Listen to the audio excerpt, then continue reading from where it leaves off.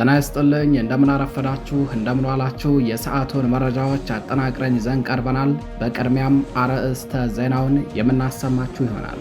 በገደብዬና በወርቀ ደሞ ከተሞች አጥቢያ ሌሊቱን በተደረገው ውጊያ 27 የአገዛዙ ወታደሮች ሞትና ቁስለኛ ሲደረጉ የጦር መሳሪያዎችም በፋኖ ተማረኩም። ውጊያው የተደረገው ዛሬ አጥቢያ ሌሊቱን ሲሆን የፋኖ አባላቱ በከተሞች ውስጥ የነበሩ ወታደራዊ ካምፖችን ጥሰው በመግባት ያን ኃያል ክንዳቸውን በጠላት ላይ ያሳርፈው አድረዋል። የአጥቢያ ሌሊቱ ተጋድሎ ፋኖ ውጤታማ የሆነ የጸረ መከላከል ውጊያዎችን ከማድረግ ባሻገር አስደማሚ የሆነ የማጥቃት አቅሙን በገሃድ ያሳየበት ሲሆን፣ በአንጻሩ ደግሞ የአገዛዙ ኃይል ከወደ ፋኖ የሚከፈትበትን ጥቃት መከላከል አቅቶት ቆሞ መዋጋት እስኪያቅተው ድረስ ብትንትን ወጥቷል። መረጃውን በዝርዝር ታደምጡታላችሁ። በሌላኛው መረጃችን የጠላት 46ኛ ክፍለ ጦር በወልዲያና በስሪንቃ መካከል በተከፈተባት ማጥቃት አከርካሪዋ ተሰብሯል። ክፍለ ጦሯ በርካታ ወታደሮቿ ሞትና ቁስለኛ የተደረጉባት ሲሆን የክፍለ ጦሩ ዋና መረጃና ደህንነት ቡድን አስተባባሪውም በፋኖ እጅ ከፈንጅ ተይዞ በአሁን ሰዓት መረጃውን እየተናዘዘ ይገኛል። መነሻዋን ከወልዲያ ያደረገችው የጠላት 46ኛ ክፍለ ጦር ወደ ስሪንቃ እየተንቀሳቀሰች እንዳለ ነው በፋኖ ሁለት ቦታ ላይ ተቆርጣ እንዳይሆን የሆነችው። መረጃውን በዝርዝር ታደምጡታላችሁ። በሌላኛው መረጃችን በአማራ ሳይንት በጓሜዳና በገነቴ እንዲሁም በወግዲና ተንታ መቅደላ ከባድ ውጊያ እየተደረገ ይገኛል። እስካሁን ባለው ተንታና መቅደላ ሙሉ በሙሉ በፋኖ ቁጥጥር ስር ገብተዋል። በቀጠናው አገዛዙ የኔትወርክ አገልግሎት አቋርጧል። ውጊያውን እየመሩ የሚገኙት በጠላት በኩል ባንዳው ፈንታውን ሙሀቤና ማስረሻ ሰጤ መሆናቸው ተሰምቷል። መረጃውን በዝርዝር ታደምጡታላችሁ። በሌላኛው መረጃችን የራያ ቆቦ ወረዳ ሚኒሻ አስተባባሪና የገደበዩ ቀበሌ ሊቀመንበር ባንዳው አያሌው ጌታውን ትናንት ማርፈጃውን በቆቦ ከተማ ሰኞ ገበያ ላይ መገደሉን ተከትሎ የሚኒሻ አባላቱ በከፈቱት የተኩስ ሩምታ ሕይወታቸው ካለፈው ሁለት ንጹሃኖች በተጨማሪ እየተፈጸመ ያለው የጅምላ ስር ተባብሶ ቀጥሏል ተብሏል። ባንዳው ትላንት ሲገደል አብረው ከተገደሉ ሁለቱ አጃቢዎች በተጨማሪ ሌሎች 3 አጃቢዎቹ ቆስለው የነበረ ሲሆን እነዚህ አጃቢዎች ሕይወታቸውን ለማትረፍ ወደ ሆስፒታል ተወስደው ነበረ። ሆስፒታል ከገቡት መካከል አንደኛው አጃቢ ዛሬ ንጋት ላይ ሕይወቱ አልፏል። ከሁለት ወራት በፊት የቆቦ ከተማና የወረዳው መረጃና ደህንነት ዋና አስተባባሪ አቶ ጥጋቡ ደረቤ ከነ አጃቢዎቹ መገደሉም አይዘነጋም። በባንዳ ላይ የሚወሰደው እርምጃ ተጠናክሮ ቀጥሏል። መረጃውን በዝርዝር ታደምጡታላችሁ። ጤና ይስጥልኝ የተከበራችሁ የመረብ ሚዲያ ቤተሰቦች እንደምን አረፈዳችሁ እንደምን ዋላችሁ። ከመረብ ሚዲያ የዛሬ የካቲት 21 2018 ዓ.ም የእኩለ ቀንና የረፋድ መረጃዎችን አጠናቅረን ይዘን ቀርበናል። አብራችሁን ቆዩ።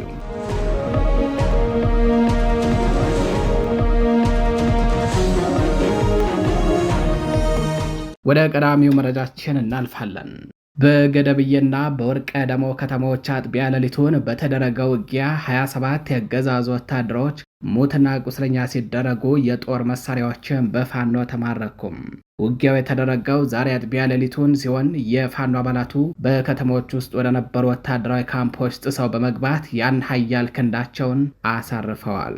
የአጥቢያ ሌሊቱ ተጋድሎ ፋኖ ውጤታማ የጸረ መከላከል ውጊያዎችን ከማድረግ ባሻገር አስደማሚ የሆነ የማጥቃት አቅሙን በገሃድ ያሳየበት ሲሆን፣ በአንጻሩ ያገዛዙ ኃይል ከወደ ፋኖ የሚከፈትበትን ጥቃት መከላከል አቅቶት ቆሞ መዋጋት እስኪያቅተው ድረስ ብትንትን ወጥቷል።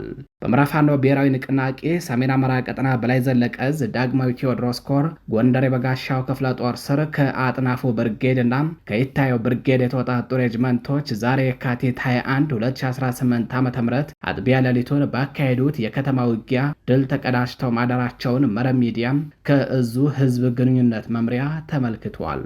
የአጥናፍ ብርጌድ ፋኖች በወርቀ ደሞ ከተማ በመግባት የጥላት ካምፕ ላይ ጥቃት በሰነዘሩበት ተመሳሳይ ሰዓት የይታየው ብርጌድ አባላት ደግሞ በገደብዬ ከተማ ሰፍረው በሚገኘው የብልጽግና ወታደራዊ ኃይል ላይ ሊመከት የማይችል ከባድ ጥቃት በመሰንዘር ሁለቱ ብርጌዶች የጥላት ኃይልን አከርካሪ ሰብረው አድረዋል። በተጋድሎ ከሁለቱ ከተሞች ከ15 በላይ የአገዛዙ ወታደሮች ሲገደሉ ይህ የሟቾች ቁጥር ሕይወቱን ለማትረፍ የሸሸው ኃይል በተሽከርካሪ ጭኖ ከወሰደው የተረፈ አስክሬን ተቆጥሮ ነው ተብሏል። በተጨማሪም በተጋድሎው ከ12 በላይ ወታደሮች የቆሰሉ ሲሆን በድምሩ በውጊያው ከ27 በላይ የአገዛዙ ወታደሮች ሙትና ቁስለኛ መደረጋቸውን ነው መረብ ሚዲያም ከእዙ ኮሚኒኬሽን መምሪያ ለማረጋገጥ የቻለው። በውጊያው ሙትና ቁስለኛ ከተደረጉት በተጨማሪ 3 የመከላከያ ሰራዊትና አንድ የሚኒሻ በድምሩ 4 ወታደሮች ከነሙሉ ትጥቃቸው ተማርከዋል። አጥቢያ ሌሊቱን በገደብዬና በወርቅ ቀደሞ ከተሞች በተመሳሳይ ሰዓት የተከፈተውን ውጊያ ተከትሎ ከአምባ ጊዮርጊስ እስከ ደባርቅ የሚገኘው የጠላት ኃይል ፋኖ በዚህ ግስጋሴ ወደኛም ይመጣብናል በሚል ፍራቻ ጓዙን ጠርንፎ ለመሸሽ ዝግጁ ሆኖ ማደሩ ተሰምቷል። ወደ ሌላኛው መረጃችን አለፍን። የጠላት 46ኛ ክፍለ ጦር በወልዲያና በስሪንቃ መካከል በተከፈተባት ማጥቃት አከርካሪዋ መሰበሩ ተሰምቷል። መነሻቸውን ከወልዲያ ከተማ ያደረጉ የአገዛዙ ወታደሮች ወደ ስሪንቃ እየተንቀሳቀሱ እንዳለ በመሃል 2 ቦታ ላይ ተቆርጠው የጥቃት ናዳ ወርዶባቸዋል። የፋኖ የማጥቃት አቅም በምን ያህል ደረጃ እንዳደገ በታየበት በዚህ ቆረጣና የከበባ ማጥቃት በርካታ የአገዛዙ ወታደሮች ሲገደሉ፣ በርካቶች ደግሞ የቆሰሉ ሲሆን ቀሪው ኃይል ለሰዓታት ቆሞ መዋጋት አቅቶት መሽመድመዱ ታውቋል። በዚህ ውጊያ ከተማረከ የጦር መሳሪያ በተጨማሪ የክፍለ ጦሯ መረጃና ደህንነት ቡድን ዋና መሪ በፋኖ ቁጥጥር ስር ውሏል። በአማራ ፋኖ ብሔራዊ ንቅናቄ ምኒልክ ዕዝ ልጅ ኢያሱ ኮር ስር ከ24ኛ ክፍለ ጦርና ምስራቅ አማራ ኮር 1 ስር ከባለሸርጦ ክፍለ ጦር የተወጣጡ ጥቂት የፋኖ ኃይሎች በጋራ በመሆን በሀብሩ ወረዳ በስሪንቃ ከተማ ከወልዲያ ለማጥቃት የተንቀሳቀሰውን የ46ኛ ክፍለ ጦር የጠላት ኃይልን ድባቅ በመምታት ታላቅ ጀብድ ፈጽመዋል። የጠላት 46ኛ ክፍለ ጦር ከወልዲያ ከተማ ወደ ስሪንቃ ከተማ ለማጥቃት እንቅስቃሴ ቢያደርግም ፋኖ በሁለት ቦታዎች ላይ ቆርጦ ከባድ ጥቃት ፈጽሞበታል። በወልዲያና በስሪንቃ መካከል ከወደ መርጦ ሚካኤል አቅጣጫ በሞላ ጊዮርጊስ አቅጣጫ ላይ ከምስራቆቹ ከዋክብት ከባለሸርጡ ክፍለ ጦር የተወጣጡ አሃዶች ማጥቃት ሲገቡ፣ በተመሳሳይ ከተወርዋሪዋ 24ኛ ክፍለ ጦር የተወጣጡ አሃዶች ደግሞ በቱላምባ አቅጣጫ ሊመከት የማይችል ጥቃት በጠላት ላይ በመሰንዘር ነው አከርካሪውን ሰብሮ ያሽመደመዱትም። ተናባው አሰላለፋቸውን አሳምረው የገቡት አናብስቶቹ ለማጥቃት በቅጀት የመጣውን የጠላት ኃይል አይቀጡ ቅጣት ቀጥተው ሞትና ቁስለኛ በማድረግ ቁስለኛውንና አስከሬኑን ሳያነሳ ወደ መጣበት ወልዲያ ከተማ እግሬ አውጭኝ እንዲፈረጥጥ አድርገውታል። በዚህ ውጊያም የ46ኛ ክፍለ ጦር መረጃና ደህንነት ቡድን መሪ በፋኖ ቁጥጥር ስር ውሎ እየተመረመረ ይገኛል። ወደ ሌላኛው መረጃችን አለፍን።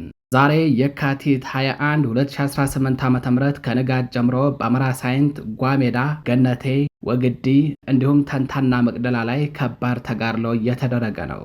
ገነቴ ላይ በርካታ የአገዛዙ ወታደሮች በደፈጣ ጥቃት ተመተው ተደምስሰዋል።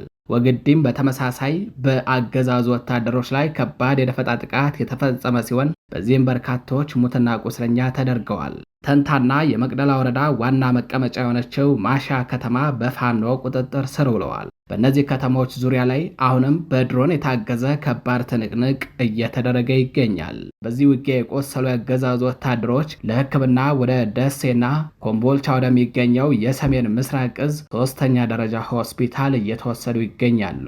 በዚህ ውጊያ የጠላት ኃይልን እየመሩ ከሚገኙት መካከል ባንዳው የአማራ ሕዝብንና የህልውና ትግሉን የካደው ፈንታው ሙሐቤና እንዲሁም ደግሞ ሌላኛው ባንዳ ማስረሻ ሰጤ ይገኙበታል ተብሏል። ይህንን በሚመለከት በቀጠናው ውጊያው ስላላለቀ መረጃዎቹን በቀጣይ አጠናቅረን ዘርዘር አድርገን ይዘን የምንቀርብ ይሆናል። ወደ ሌላኛው መረጃችን አለፍን። የራያ ቆቦ ወረዳ ሚሊሻ አስተባባሪና የገደመዩ ሊቀመንበር ባንዳው አያሌው ጌታውን ትላንት ማርፈጃውን በቆቦ ከተማ ሰኞ ገበያ ላይ መገደሉን ተከትሎ የሚሊሻ አባላት በከፈቱት የተኩስ ሩምታ ሕይወታቸው ካለፈ ንጹሃኖች በተጨማሪ የጅምላ ስሩ ተባብሶ ቀጥሏል ተባለም። በራያ ቆቦ ወረዳ የገደመዩ ቀበሌ ሊቀመንበርና የወረዳው ሚሊሻ አስተባባሪ የነበረው ባንዳው አያሌው ጌታውን ትላንት የካቲት 20 2018 ዓ.ም በሰኞ ገበያ መሃል ከነአጃቢዎቹ ተገድሏል። ትላንት አብረውት 2 አጃቢዎቹ ተገድለዋል። በተጨማሪም ሌሎች አጃቢዎቹ ቆስለው ወደ ሆስፒታል ከተወሰዱት መካከል አንደኛው አጃቢ ዛሬ ንጋት ላይ ሕይወቱ አልፎ ማርፈጃውን ስርዓተ ቀብሩ ተፈጽሟል። ከ2 ወራት በፊት የቆቦ ከተማና የወረዳው መረጃና ደህንነት ዋና አስተባባሪ ሆነው አቶ ጥጋቤ ደርቤ ከነአጃቢዎቹ እርምጃ እንደተወሰደበት አይዘነጋም።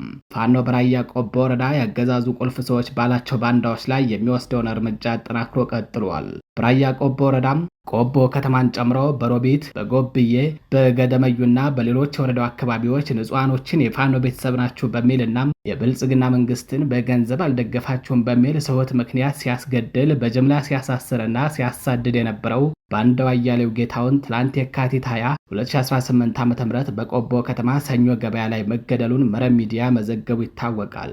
ግለሰቡ ከዚህ ቀደም ተደጋጋሚ ማስጠንቀቂያዎች ተሰጥተውት የነበረ ቢሆንም ከእኩይ ድርጊቱ ሊመለስ ባለመቻሉ ትላንት መሃል ገበያ ላይ ተገድሏል። ያገዳደሉ ሁኔታም ይህንን ይመስላል። አያሌው ላይ እርምጃ የወሰዱት በአማራ ፋኖ ብሔራዊ ንቅናቄ ምኒልክ ዕዝ 102ኛ ኮር የ12ኛ ክፍለ ጦር 2ኛ ሻለቃ የልዩ ኦፕሬሽን ምድብተኞች አያሌው መሃል ገበያ ላይ ግንባሩን በሽጉጥ ደጋግመው ከመቱት በኋላ ወዲያውኑ ነፍሱ አልወጣችም። የድመት ነፍስ ለተወሰኑ ደቂቃዎች በተመታበት ቦታ ቁጭ ብሎ ደም በፊቱ እየፈሰሰ እንዳለ እና እጅሬ ጠጋ ብለው በእጁ የያዘውን ክላሽ ከጣቶቹ ፈልቅቀው በመውሰድ አይዞ መልካም መንገድ ይሁንልህ የሚል ቃል ሲናገሩት ደም እያዘራ ቁልጭ ቁልጭ እያለ ይመለከታቸው ነበር ብለዋል በቅርብ ርቀት ሁኔታውን ሲመለከቱ የነበሩ እማኞችም። የልዩ ኦፕሬሽን ምድብተኞቹ አያሌውን ከናጃቢዎቹ ከፈጣጠሙ በኋላም የማረኩትን ክላሽ እንደያዙ መሃል ገበያው ላይ 4-5 ጊዜ ከፎከሩ በኋላ እየተንጎራደዱ ገበያውን ለቀው ወደ ቀጠናቸው ተጉዘዋል። በእርግጥ የአያሌው ነፍስ ቶሎ አልወጣችም ይላሉ ሁኔታውን በቅርብ ርቀት የተመለከቱ የዓይን እማኞች። ቆቦ ከተማ ውስጥ ትላንት ፋሲካ ነበር ሲሉም የዓይን እማኞቻችን አክለው ገልጸዋል። ነዋሪው እርስ በርሱ ሲገናኝ ስራዋ ተሰርታለች የማይል የለም። የወረዳው ብልጽግና ጽሕፈት ቤት ትላንት ማምሻውን ባደረገው ዝግ ስብሰባ ሙሉ የወረዳው ሚኒሾቻችን ተደምረው አንድ እሱን መተካት አይችሉም በሚል መናገራቸውን የውስጥ አርበኞች ገልጸዋል። በአንዱ አያሌው ጌታውን በ95 ሚኒሻ የሚገመት ነው ይሉታል ባንዳነቱን በቅርብ ጠንቅቀው የሚያውቁ እማኞችም። ባንዳው ከናጃቢዎቹ መገደሉን ተከትሎ ሌሎች የሚኒሻ አባላት እኛ የሞትን እናንተ ሰርታችሁ አትበሏትን በሚል እየጮሁ በቆቦ ከተማ ሰኞ ገበያ ላይ በከፈቱት የተኩስ ሩምታ 2 ንጹሃኖችን ገድለዋል። የባንዳውን መገደል ተከትሎ የሚኒሻ አባላቱ በከፈቱት የዘፈቀደ ተኩስ 2 ንጹሃኖች ሕይወታቸው አልፏል። በርካቶችን በጅምላ ታስረዋል። ከትናንት እኩለ ቀን ጀምሮ በከተማዋ እየተካሄደ የሚገኘው የጅምላ ፈሳም ዛሬም ተባብሶ ቀጥሏል። በሚኒሻ አባላቱ በተተኮሰ ጥይት ተመተው ሕይወታቸው ያለፈው ቅመማ ቅመም ዘርግቶ ሲሸጥ የነበረ አንድ ጎልማሳና አንድ አታክልት ሲሸጥ የነበረ ነጋዴ መሆናቸውን የመረብ ሚዲያ የቀጠናው ዘጋቢ ለማረጋገጥ ችለዋል። ባንዳው አያሌው ሲመታም አብረው ተመተው ሕይወታቸው ካለፈ ከሁለቱ አጃቢዎቹ በተጨማሪ ሌሎች 3 አጃቢዎቹ ቆስለው ወደ ሆስፒታል ተወስደው የነበረ ቢሆንም ከነዚህ መካከል አንዱ ዛሬ ንጋት ላይ ሕይወቱ አልፎ ማርፈጃውን ስርዓተ ቀብሩ ተፈጽሟል። በተያያዘ ከ2 ወራት በፊት የቆቦ ከተማና የወረዳው መረጃና ደህንነት ዋና አስተባባሪ ሆነው አቶ ጥጋቡ ደርቤ ከናጃቢዎቹ እርምጃ እንደተወሰደበት ይታወቃል። የጸረ አማራው ብልጽግና ቡድን ቁልፍ የመረጃና ደህንነት አባሉ በተለይ ደግሞ የራያ ቆቦ ወረዳና የቆቦ ከተማ አስተዳደር ወሳኝ የደህንነት ቡድን መሪና አስተባባሪው አቶ ጥጋቡ ደርቤ ህዳር 17 2018 ዓ.ም ንጋት ላይ ከናጃቢዎቹ በፋኖ ልዩ ኦፕሬሽን ምድብተኞች መገደሉን መረብ ሚዲያ በወቅቱ የዓይን እማኞችንና ምኒልክ ዕዝን ዋቢ አድርጎ መዘገቡ አይዘነጋም። ፋኖ በራያ ቆቦ ወረዳ ያገዛዙ ቁልፍ ሰዎች ባላቸው ላይ የሚወስደውን እርምጃ አጠናክሮ ቀጥሏል። የባንዳ ጀንበር ጠልቃለች። ከጥላት ብልጽግና ጎን ተሰልፈው በህዝባቸው ላይ ለሚፈጸመው የዘር ጭፍጨፋ ተባባሪ በሆኑ ባንዳዎች ላይ እየተወሰደ ያለው እርምጃም ከብረት ጠንክሮ ቀጥሏል። ወደ ሌላኛው መረጃችን አለፍን። ፋኖ በስማዳ ወረዳ ወገዳ ከተማ ላይ የህዝባዊ ውይይት መድረክ አካሄደም።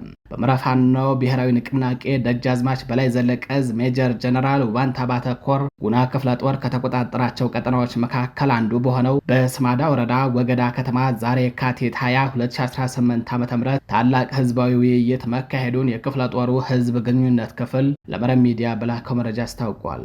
ከከተማዋ ነዋሪዎች ጋር በተካሄደ ውይይት መድረክ በአማራ ፋኖ ብሔራዊ ንቅናቄ ደጃዝማች በላይ ዘለቀ ዕዝ ምክትል ፖለቲካ መምሪያ ኃላፊ አርበኛ ዶክተር አራጋው እንዳለም፣ የዕዙ ጥናትና ስትራቴጂክ ጉዳዮች መምሪያ ኃላፊ አርበኛ ደራሲ አንተነህ ድረስ፣ የሜጀር ጀነራል ውባንታ ባተ ኮር ዋና ሰብሳቢ አርበኛ አመኑ አለማንተም፣ በድርጅቱ ስር የጎንደር ጠቅላይ ግዛት ዕዝ 206ኛ ኮር ጀነራል ኃይሌ መለሰ ዘውባንተ ክፍለ ጦር ዋና አዛዥ ኮሚሽነር አበበ መልኬም፣ የጉና ክፍለ ጦርና በክፍለ ጦሩ ስር የስማዳ ሀገረ ቢዘን ብርጌድ ስራ አስፈጻሚዎች እንዲሁም የወረዳው የፋኖ ጊዜያዊ መንግስት አመራሮች ተገኝተዋል። በውይይት መድረኩ ከተነሱና ሰፊ ውይይት ከተደረገባቸው ጉዳዮች መካከል የብልጽግና ስርዓትን ማፍረስና የአማራ ህዝብ ህልውናን መታደግ፣ የህዝብ አስተዳደር ፍትህ ማስፈንና የህዝብ ሁሉን አቀፍ ድጋፍ ማስቀጠል፣ የወረዳው ህዝብ በመደራጀት ከአገዛዝ ወራሪ ኃይል ራሱን እንዲጠብቅ በሚደረግበት ዙሪያ የህዝብ አገልግሎት ሰጪ ተቋማትና ሰላምና ደህንነት መጠበቅና ማስጠበቅን በሚመለከት ጠንካራ የህዝብ አደረጃጀትን መፍጠር፣ አካባቢውን ከሌባና ከዘራፊ መጠበቅ እንዲሁም ሌሎች የፖለቲካ ጉዳዮች በስፋት ተነስተው ውይይት ተደርጎባቸዋል ብሏል። ጉና ክፍለ ጦር በህዝብ ግንኙነት ክፍሉ በኩል ለመረብ ሚዲያ በላከው መረጃ በውይይት መድረኩ የተገኙት የበላይ እዝና የሜጀር ጀነራል ባንታ ባተኮር አመራሮች በህዝቡ ለተነሱ ጥያቄዎች ሰፊ ሆነም መልስና ማብራሪያ በመስጠት መድረኩ ተጠናቋል ሲል ክፍለ ጦሩ ለጣቢያችን በላከው መረጃ አክሎ ገልጿል። ወደ ሌላኛው መረጃችን አለፍን። መካከለኛው ምስራቅ የጦርነት ቀጠና ውስጥ ገብቷል። ባለፉት ጥቂት ቀናት ብቻ ከ6 ሀገራት በላይ እርስ በርስ ጦርነት ከፍተዋል። አፍጋኒስታን ከፓኪስታን፣ እስራኤል ከሶሪያ፣ ከፍልስጤማውያንና ከኢራን ጋር ጦርነት ውስጥ ገብተዋል። አሜሪካ የጦርነት ዋና ተዋናይ እንደሆነች ይገመታል ሲሉ ተንታኞች እየገለጹ ነው። አሜሪካና እስራኤል በኢራን ላይ ዛሬ ማርፈጃቸውን ጥቃት ከፍተዋል። ዛሬ የካቲት 21 2018 ዓ.ም በኢራን ዋና ከተማ ቴሄራን እና በሌሎች ቁልፍ የኢንዱስትሪ ማዕከላት ላይ የአሜሪካና የእስራኤል ጥምር ኃይሎች የአየር ጥቃት መፈጸማቸው ተረጋግጧል። ጥቃቱ የተሰነዘረው በተለይም የኢራንን ባሊስቲክ ሚሳይል ማከማቻዎችና የኒውክሌር ማበልጸጊያ ጣቢያዎችን ኢላማ ባደረገ መልኩ መሆኑን ከሁለቱ ሀገራት የወጡ መረጃዎች ያመላክታሉ። የእስራኤል መከላከያ ሚኒስቴር ባወጣው መግለጫ ጥቃቱ የተፈጸመው በአገሪቱ ላይ ሊሰነዘር የነበረን ቀጥተኛ ስጋት ለመቀልበስ መሆኑን ሲገልጽ፣ የአሜሪካው ፔንታጎን በበኩሉ ጥቃቱ የቀጠናውን ደህንነት ለማስከበር የተወሰደ እርምጃ ብሎታል። በቴህራን ከተማ ውስጥ የሚገኙ ማኞች እንደገለጹት ከሆነ ዛሬ ንጋት ላይ በከተማው የተለያዩ አቅጣጫዎች ከፍተኛ ፍንዳታ ድምጾች ተሰምተዋል፣ በሰማይ ላይም ጥቅጥቅ ያለ ጭስ ይታያል ብለዋል ሲል ዘጋርዲያን ዘግቧል። የኢራን ብሔራዊ ደህንነት ምክር ቤት በበኩሉ ይህንን ጥቃት ሉዓላዊነትን የጣሰ ግልጽ የጦርነት አዋጅ በማለት የፈረጀው ሲሆን ለተሰነዘረበት ጥቃት ተመጣጣኝና ጠንካራ ምላሽ እንደሚሰጥም በይፋ አስታውቋል። በአሁኑ ሰዓት በመላው መካከለኛው ምስራቅ የሚገኙ ወታደራዊ ኃይሎች በከፍተኛ ጥንቃቄ ላይ እንዲሆኑ የታዘዘ ሲሆን የአየር ክልሎችም ለሲቪል በረራዎች ዝግ ተደርገዋል። ይህ እርምጃ ባለፉት ሳምንታት በሀገሪቱ መካከል የነበረውን ከፍተኛ ዲፕሎማሲያዊ ውጥረት ወደ ቀጥተኛ ጦርነት የቀየረ መሆኑ የተገለጸ ሲሆን ዓለም አቀፉ ማህበረሰብም ሁኔታውን ወደ ከፋ ቀውስ እንዳያመራ ስጋቱን እየገለጸ ይገኛል። የተከበራችሁ የመረብ ሚዲያ ቤተሰቦች ለዛሬ የካቲት 21 2018 ዓ.ም ይዘናቸው የነበሩት የረፋድና የእኩለ ቀን መረጃዎቻችን እነዚህ ይመስላሉ። በሌሎች መረጃዎች እስከምንገናኝ ቸር ቆዩ።